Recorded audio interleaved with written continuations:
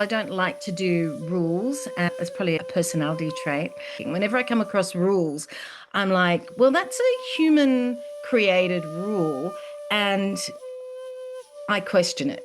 But there are some rules that are really helpful, actually. So maybe we've got good rules and bad rules. If you go completely rogue every time and your class is completely different every time, it attracts maybe a certain kind of client, but it doesn't always bring that sense of groundiness and a dropping into a shared experience. That I never have really thought of it in terms of rules. I've put different words on it. So I think I would more commonly refer to those as values, like governing values, and then processes and procedures that help me to enact those values.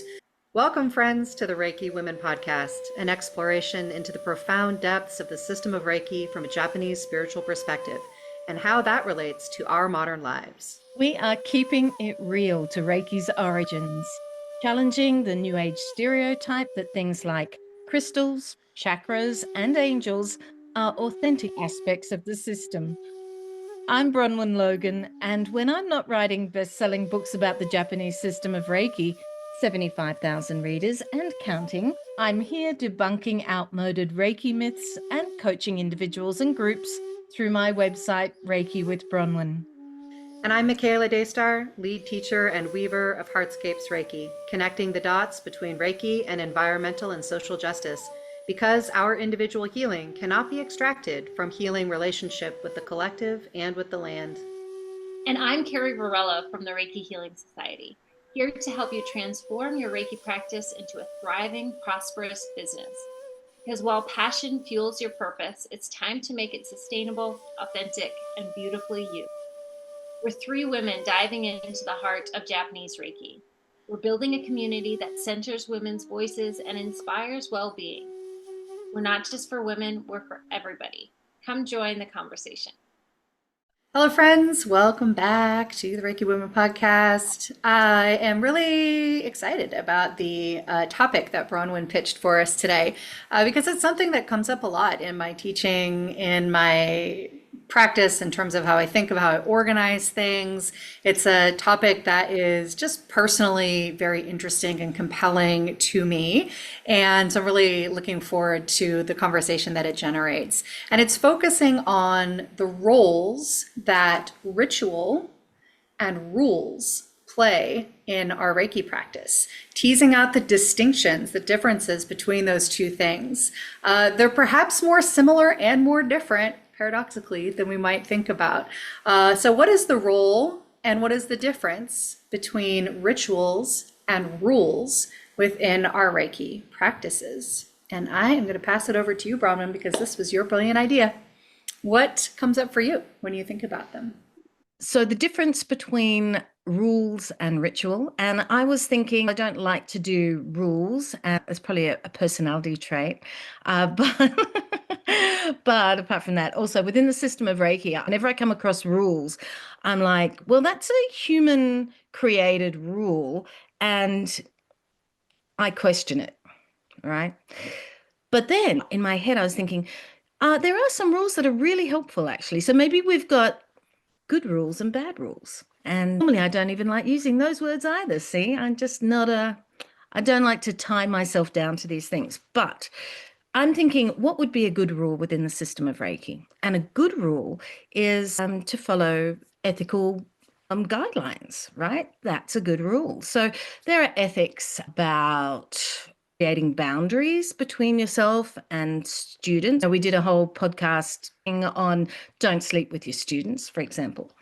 Oh, something like medical care. If a client is coming to you and saying, I'm taking all these pills or I'm having chemo or whatever, that is their experience in their business and their life. And it's not for us to interfere with that. Yep. So there's a lot of different sorts of ethical rules that I think are really helpful. And so rules are probably there for safety. And I think that might be that I can come up with at the moment the only place that I think rules have within the system of Reiki, because other rules like you must do this, you must do that, tend to be things that, as I said, are human created, and they will actually get in the way of something which is an experiential practice. So there are guidelines, for example, the precepts, they're guidelines, but they're not rules. There's guidelines on how you might do a practice. So how you might do Joshin Kokyoho. But as we know, there are possible different thoughts and ways of doing that. So fixing to something too hard is not going to allow the freedom of experience to flourish. That's my feeling. If we were to look then at a ritual, ritual as the alternative to rules. So sometimes I think we do need to define what we're doing and why we're doing it. And ritual can be really helpful. So, for example, if I were to go into a Reiki treatment and I have a certain ritual that I might need to do beforehand to actually ground myself, make myself feel prepared and ready. It might be a meditation. It might be Kenyoku-ho, dry bathing. Yeah. It might be that I say an affirmation to myself, whatever it is. These are things that are quite personal. And they're not about the safety of the client, but they are there to prepare me, to help me move into a space that will actually create a fantastic treatment for myself and the client. I'm just using treatment as an example, but you could use it for your own practice, teaching, any aspect of the system of Reiki. So ritual is there to support us, and ritual might be something that we can move on from or shift or change. So it isn't a fixed thing. Oh, I can think of other rituals which are really helpful. Things like maybe music, candles, things like that. And they're things that you don't have to have, but it's nice to have, right? So just setting up nice little things, and they're not rules. They're not something that's fixed. There are differences between the two, and I'd love to hear what you, Carrie, might have to think about all of this subject. Well, I think it really is a fascinating topic, right? And I probably share that same mindset as you, Bronwen, as I'm not usually a big fan of rules. I'll question them. I have this kind of subconscious rebel, and she just doesn't really like listening to rules, rule-based logic and thinking that doesn't really come from a very conscious place is typically something that I will immediately snuff out and immediately rebel against and immediately not want to do something like that. But there are rules that are common sense, right? And in society, I think we need rules. And what we were saying, Bronwyn, so true. Like, ethical boundaries with clients, that's super important. It's kind of like the rules at a four-way stop sign. We need rules to keep the flow of traffic going. And, and it actually got me thinking a little bit about spiritual laws that maybe we're working with, because we're working with spiritual energy, that we, like maybe there's like a three-way stop sign. It's, our client, our energy, the universal energy, and we're all kind of coming together in a session or in a treatment or in a training, in other circumstances. And so there's that harmonizing that needs to happen. And I think that that's kind of what we're trying to actualize when we talk about, setting your ego aside, or, is trying to be in touch with that bigger picture, right? And this kind of hierarchical way of working with somebody. So I think it's a healthy question of, what rules really support, the process with Reiki. And then, but what you were leaning into, Bronwyn, is this like a much more nuanced and free way of thinking about ritual, as something different than rules. And,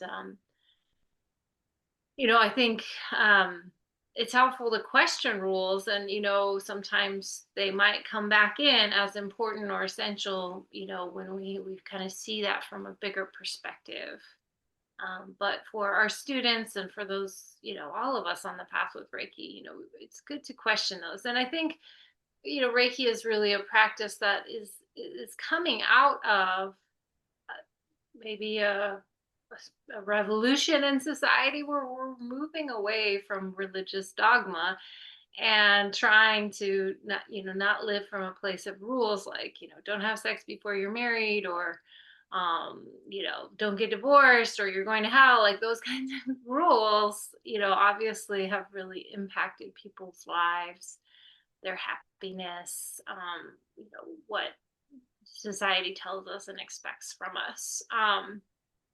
So in a spiritual practice, actually, I've had to rework those so many times, right? Like, so many times where actually what me being true to my way is to not hold self-limiting beliefs or self-judgmental beliefs about certain things that may have happened to me, or certain things, choices that I've made, but to really accept myself for, my imperfections, my strengths, my weaknesses, my vulnerabilities, and so forth. So, um, but I think there's this benefit of a ritual too, and I've been struggling with this in one aspect of my practice lately. Is I attend your weekly Reiju often, Bronwen, and I just absolutely love it. I love stopping my day for 15 minutes and sitting with Reiju as a ritual, as a part of my spiritual practice. Just this notion of like tuning in and harmonizing myself with Reiki, like that's something that carries me through the week, and I absolutely love it. So I've been kind of adopting Reiju in my pre-recorded courses, and it's a struggle. I'm not really sure, because there's a lot of intersections here, right? There's a place where other practitioners of Reiki might feel like, oh, totally against doing a pre-recorded Reiju, and have some issue with that.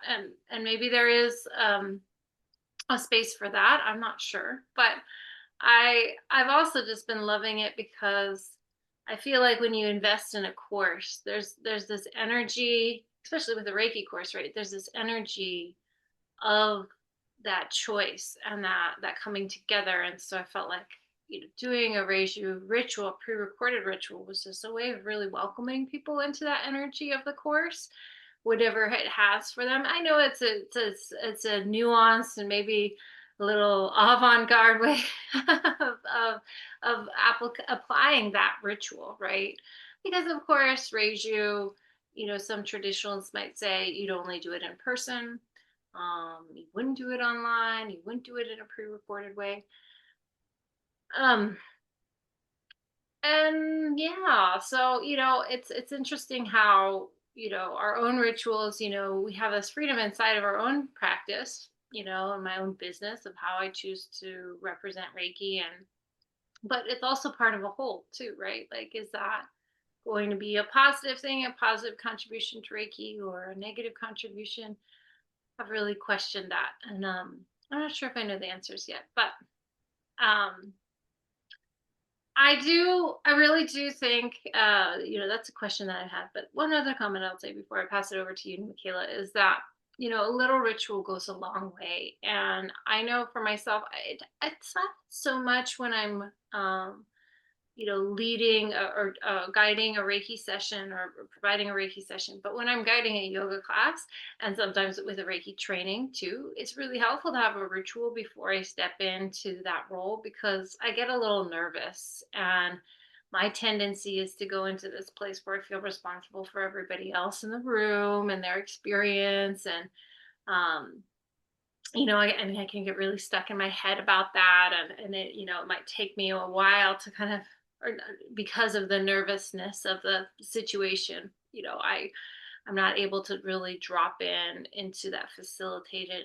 role. But like, a little ritual with that helps me so much, like a mantra that I can tell myself, a mindful moment of just being grateful for the group that's gathered, trying to align myself so that, I can be in a good place to give them a good experience, a quality experience. And I know for myself, I love a little ritual before a Reiki session too. So I've been taking to using a singing bowl and just having a moment with a singing bowl, a Kenyako, lighting a candle, some time in Gasho, giving Reiki to the space, and thinking about my client coming, all of those things, like, I just think really help us and enhance the session. And what's surprising for me when I find that is that, Reiki's been there. Reiki's been like gathering, all the bits and pieces and all the intentions of the client and myself. And then when the client is there, the energy's there. And it's not like this poorly thought out. It's like spirit's there guiding the session, which is such a beautiful thing to feel into. So, okay, I was blabbering on and on here. So Michaela, I'm passing on. Hey, isn't that what we're here to do? Just blabber on about whatever thoughts come into our mind. Oh man, it's funny that you that we landed on this topic, because I one of my just kind of mindless entertainment outlets is to listen to trial coverage and legal analysis on YouTube. And it's more entertaining than it sounds. Just a couple of lawyers who are just hilarious, snarky, ridiculous people who also educate us about the law. And one of them, my favorite one, who's very ADHD brained like me, and she's super quirky and funny and snarky and weird. And she also self-identifies as an adamant rule follower, which in my mind kind of is in contrast to those other qualities. And so that kind of caught my attention. And she said it again today, and I got to thinking, am I a rule follower? Like, do I relate to that idea of being a rule follower or a rule breaker? Like, where am I on the spectrum of following rules? So I was having those thoughts today. And I found myself feeling a little bit neutral on the topic. Like, I'm not a rule follower as in I'm like anxious about knowing the rules and following the rules, but I'm also not like, resistant to the rules. So when this topic came up, I was like, let me come back to like, what do we mean when we say rules, right? Because I think that's, like many things with language, one of those things that we can mean a lot of different things. So I just went to the Oxford English Dictionary, because why not? And the first definition of the word rule under noun is one of a set of explicit or understood regulations or principles governing conduct within a particular activity or sphere. So I've applied that to my Reiki practice, both doing sessions with folks and in teaching. And do I have that? Yeah, I absolutely have sometimes explicit, sometimes implicitly understood regulations or principles that govern my activity inside of those spaces. I think the difference is that I never have really thought of it in terms of rules. I've put different words on it. So I think I would more commonly refer to those as values, like governing values, and then processes and procedures that help me to enact those values, put them into practice inside of those spaces. The Reiki community, I think, does tend to have a rule-resistant streak. I think that's part of why the conversations around regulation are so charged. We have talked about regulation within Reiki on past episodes, how to think about it, what might make sense as far as putting some regulations in place within the Reiki industry. Where would those be? Where does it become too confining? Where does it make sense? And in the absence of formalized rules, which essentially we have an almost total absence of formalized rules within the Reiki community, aside from what comes to us through our teachers and our individual smaller communities, right? We like individual practitioners or groups might have their own governing rules, but as a industry, as it were, the only real rules are the ones that govern business, right? So people who are in business, of course, have to follow the rules of paying taxes, of having insurance, of, all of these things that are kind of imposed from the government. But never mind those. If we think about, that idea of having governing principles and processes that help to dictate how we conduct our practice, I would suspect that we all have some version of that. And again, we might think about it in different terms. And so, I have a set of values that are very strongly present and governing of my Reiki business. And then those get enacted through processes and procedures and policies that are self-imposed. They're not being imposed by anyone else, that help me to know how to operate the spaces that I am in charge of. And then we bring ritual alongside, which is such an interesting thing to bring alongside, because I think prior to this conversation, I would have thought of those as kind of separate things. But as I worked with it in my mind, I was like, no, they really do come alongside each other, and they work together. The rituals within my practice are the ways in which those values and procedures and guidelines get enacted in my practice in a way that is imbued with sacred energy and with significance and meaning.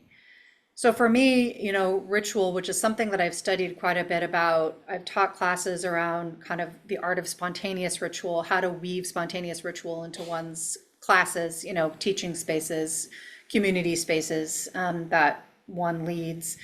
For me, a ritual is a series of actions, whether they are kind of set and repeated, it's done more or less the same way each time, or spontaneous and fluid, that confer significance, that kind of create a space, an opening in the flow of what's happening, that says, let's take a pause, let's bring our attention to what's happening.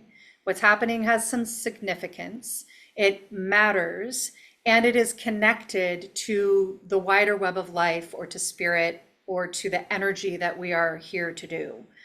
And that's true whether it's happening in the kitchen while I'm cooking something, or in a Reiki class, or in the garden, or in a conversation with a friend.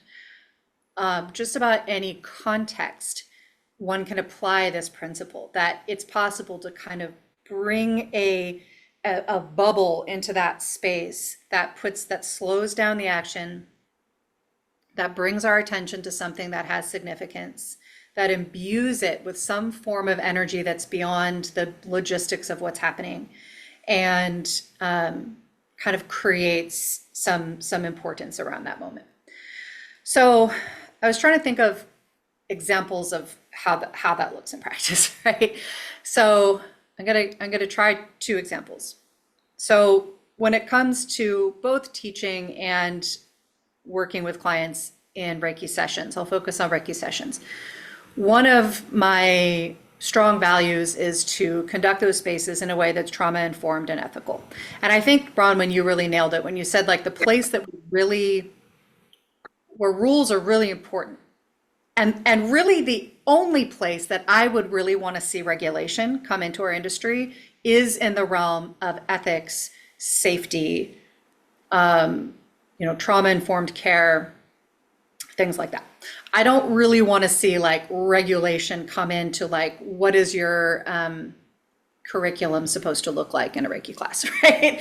But when it comes to safety, ethics, ethical conduct, I actually do think that our industry should regulate some of that. Separate conversation. But that's part of the rules or the values, the principles, guidelines that I hold for my practice. And so how does that get enacted? Well, a lot of ways, but one of those ways is careful disclosure to clients about what they can expect, where they have choice, just laying out what they're going to experience and giving them opportunities to ask questions and to consent to what they're going to experience. Then during the session, using specific guidelines around the hand placements that I use, so certain parts of the body that I just am not going to touch because that, is not going to be part of the ethical framework, and a procedure or a policy of paying close attention to where my hands are on the body. So this is just one kind of focused example. So I'm working with a client, I'm in that zone, my eyes are closed, I'm working, through it. And every time I move to a different placement, my process, which then becomes a ritual via the way that I focus on it, is to pause, to look at my client, to pay attention to where my hands are going to land in the next hand placement, and then come back into my practice. So that's both a response to a rule that I have. It is a procedure that is consistent in my practice, and for the most part becomes a ritual in the way that I enact it, because I am conferring significance on the values and that moment, the interaction I'm having.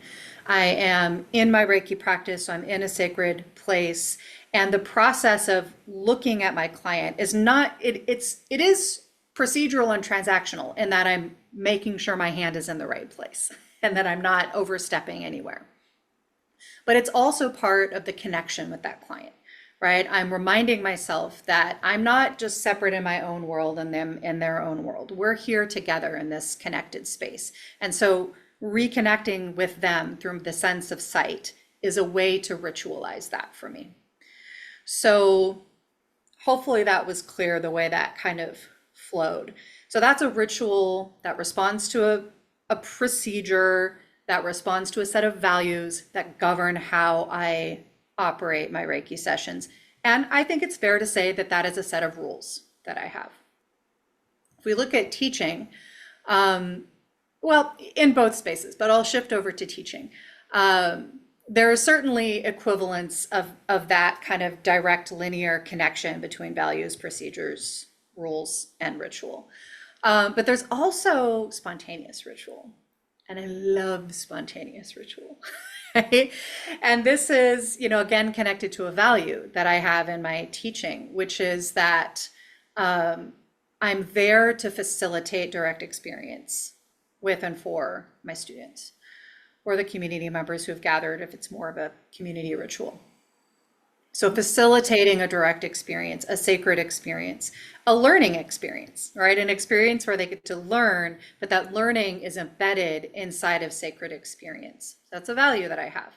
So how do we operationalize that, right? So there's procedures that operationalize that. We always begin with a bit of practice before we go into talking about logistics or speaking, right? So we put ritual at the front of every class session. That becomes something students can rely on, they can count on it. They know that they're going to have an opportunity to drop in and relax and get centered before we talk about whatever the subject is for the day. But then there's those moments of spontaneous ritual. Because another value that I have when working with clients and students is that what they bring into the space, things that they're working with, things that matter to them, things that are bothering them, things that come up spontaneously, emotions, thoughts, ideas, insights, traumas even in the moment in response to the practice, that all of that is just as important as whatever it is that I have prepared for the day. And I call that the implicit curriculum in the room. The implicit curriculum in the room. The curriculum that I didn't prepare, but it's there and it's important. And the way that we leverage that is by noticing these moments when the energy shifts because of something that's happening with somebody, and taking a pause, putting space around that moment and dropping into a spontaneous ritual. That might, it's often quite short, right? Something kind of quick, but that has all of those elements of conferring significance on that moment, acknowledging what's happening that's separate from what we were in the middle of doing, that it matters, that it has significance and it deserves space, and then being fluid and creative in responding to that. Just a quick example of that, if all of that seemed confusing. We had a student who, in the midst of some teaching, was talking about their cat who had died recently. And talking about the cat had come kind of anecdotally through whatever we were talking about in that moment. And unplanned to them, they were overwhelmed with the emotion of losing their cat. They weren't talking about the cat to be emotional about the cat. It was just an example. But in referencing this cat they had just lost, they got overwhelmed with the emotion of it. And those moments can be awkward in teaching, right? Somebody's overcome with emotion. Maybe they're crying. Maybe their voice is stunted. They can't keep talking about it.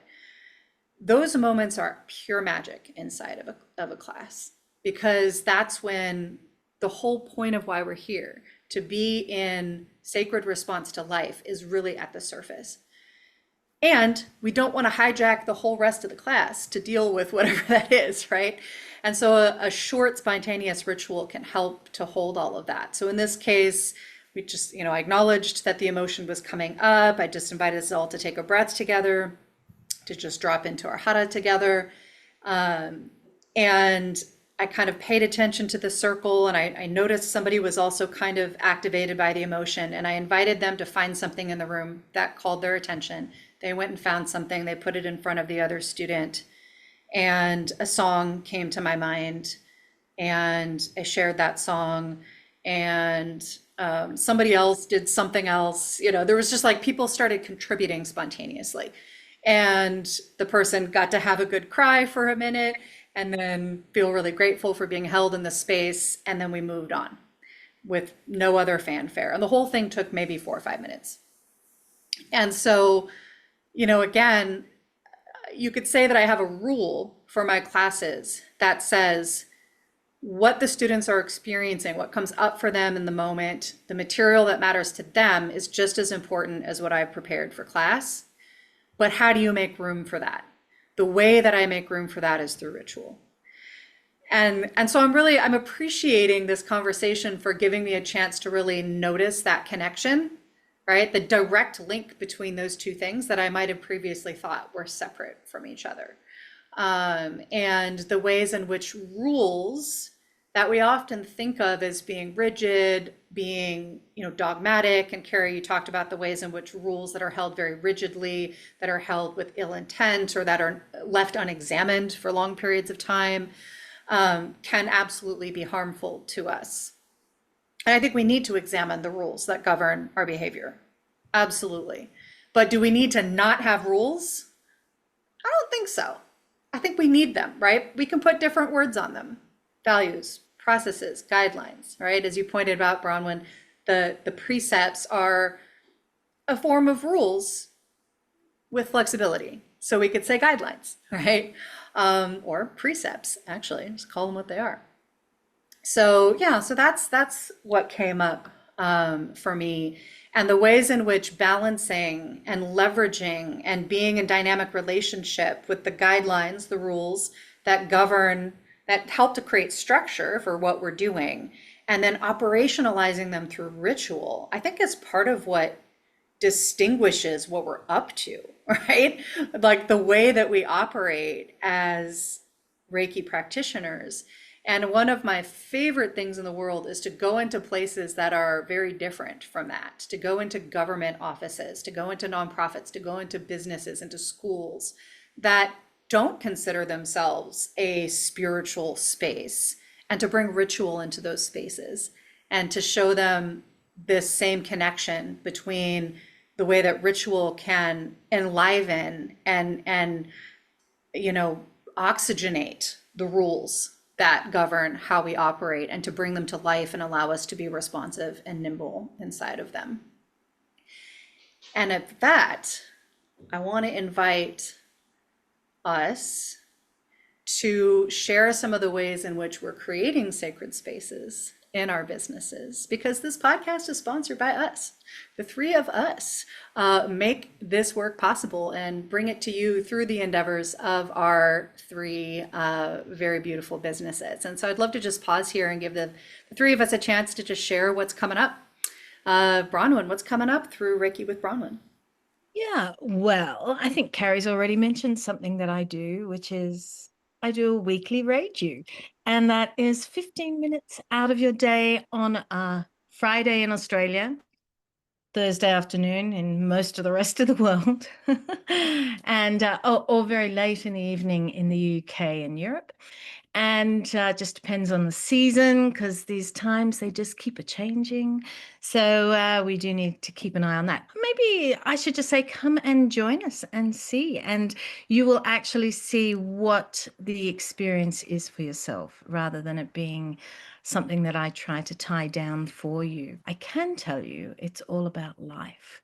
and living an aware life. So come join me. You'll find the link on my website, Reiki with Bronwen. How about you, Carrie? Oh, I love me a good Reiki with Bronwen. I raised you with Bronwen. So good. Yeah, so I mean, what's really up for me right now is the GoPro with Reiki mentorship program. I'm inviting in a new class for a 12-month journey together to receive support and mentorship in the process of building your Reiki business. And it's been so awesome. The early bird discount is actually ending this Friday, and having some new folks flow into the program, which is just super exciting and really wonderful for us to be in community in the process of building a Reiki business, because I know I did it so much alone, kind of pulling up myself up by my own bootstraps, and it was a painful and boring way to build a business. And what I'm so loving in my current group of the GoPro with Reiki mentorship program is just people are so just getting so much out of it, getting so much out of the hour-long support that we have for each other, the different packets and windows that the program provides. So if you're interested in the GoPro with Reiki mentorship program, my current class, I'm opening, or it's open for registration through the end of September. The early bird discount expiring this Friday. And love to see some of our friends from the Reiki Women Podcast in the program. What about you, Miss Michaela? Yes, and I know you're speaking on some of the content in that program in the Reiki Business Summit that's coming up in September. You and I both are speaking there. So that enrollment is also going on. Speaking of enrollment going on, I think by the time this podcast is out, but at any rate, August 1st is the open enrollment for my 9-month Reiki program, which is one of my favorite things that I get to do. I'm so proud of this program. It was in development for about 3 years and really has reached its stride in the last year. And this is basically a 9-month deep dive through the whole system of Reiki, from Reiki 1 Shoden through Shimpiden. Lots of individual support, group support, supplementary material, other types of classes, practice spaces, one-on-one sessions with me and my co-teachers and student assistants, and just a really beautiful, spacious, okay. There's slamming going on in my house. I want to say that again. Just a beautiful, spacious, and very responsive way to learn the system of Reiki in a profound, deep, comprehensive way from the perspective of its Japanese origins. And so if you have taken Reiki in a Western format and want to dive into its Japanese origins, or you just want to re-engage in that process, or you're brand new to Reiki, this program has got something for you, and enrollment is now open and we begin in October. So that is what is coming up over here at Heartscapes Reiki. And I'm gonna pass it back to you, Bronwen, with maybe some closing words on this really engaging topic of rules and ritual. Yeah. Well, thank you for defining things there, Michaela. The word that came to mind for me was the word routine, I get. For me, that would be the word that I take away from what you were saying, Michaela. So this idea that with everything that we're doing, it's routine, and routine is made up of different elements. And I would say that my routine is made up of rules, which are, as we were saying, for safety, for ethics, and also made up with rituals. So things that I enjoy doing, or I feel in that moment that I need to do, that is appropriate to help bring me into that specific space. So the other thing I was thinking about that is that I'm sure, even though I say I don't do rules, I'm sure I do rules to some degree. And however, They're probably my own rules because this is my own understanding of the world and what that world is. I think I would try not to put rules on other people because it's their own experience, their own world, and what's happening for them. And I can't have insight totally into what that is. So I guess I probably do create my own rules, and I do love creating routine to support me. And I think that if we really look at our lives, we are creating routine all the time in our everyday lives with everything that we do, how we make a cup of tea, to how we might interact with different people in our lives. We are routine beings, and that supports us in creating a life that works for us and makes us feel comfortable and safe. Yeah. So I think routine can also make us feel safe as much as rules helping us be safe. So we can come at it from a lot of different angles. And so thinking about this as life, because I think the system of Reiki is, yes, it's a whole bunch of different things, but ultimately it's just about living our lives and bringing things into our lives that help us feel that connection more that we have with everything in life. Ray, yeah, spiritual energy, the basis foundation of everything, that flow and movement, and us being a part of it. And how do we do that? We do it through both, I would say, probably rules and ritual, routine. We were talking about doing Reiju, for example. I think that that is about life. That's just about living life. And if we can find moments in our time that can bring us, draw us into experiencing life for what it is right now, that is perfection. That is wholeness. That is completeness. So those are the things that I would really like to bring more into my own life, ways of connecting into who I am right now in my universe, in my world, what I understand and how I am. So yeah, possibly both can be there for me to support me in that. How about you, Carrie? Well, I'm really enjoying where this conversation has taken us, and I appreciate, Michaela, what you had to say, and I just really want to acknowledge you for how thoughtfully you've put your values and weaved them into your business. It's really admirable, and it's really cool that you're like, no, this is my core value, and I am going to express it in this myriad of different ways. I can't say that I feel like I've put that much thought and intention in that in my own Reiki business, but it's really cool to see how you have done that, and it's just such an example of how when we have outlined what our values are, we can really use them as a compass when we're working with clients, when we're in those real life experiences, sharing Reiki. So I love that, and I love too what you were saying, Bronwen. It's like, I agree. I think that there's like this balance, right, between rules and ritual, or it's so interesting because I feel like some people will really gravitate towards ritual or rules, like in a yoga class. I mean, there's so many different styles of yoga, right? But there's styles of yoga that are very rigid, and just you do the same practice every time, and this is what the practice is. And it's kind of like it's bolstered both by the teacher but also the people in the room, because we're aware of, like, that's the ritual, or you do this pose after that pose, etc. Right?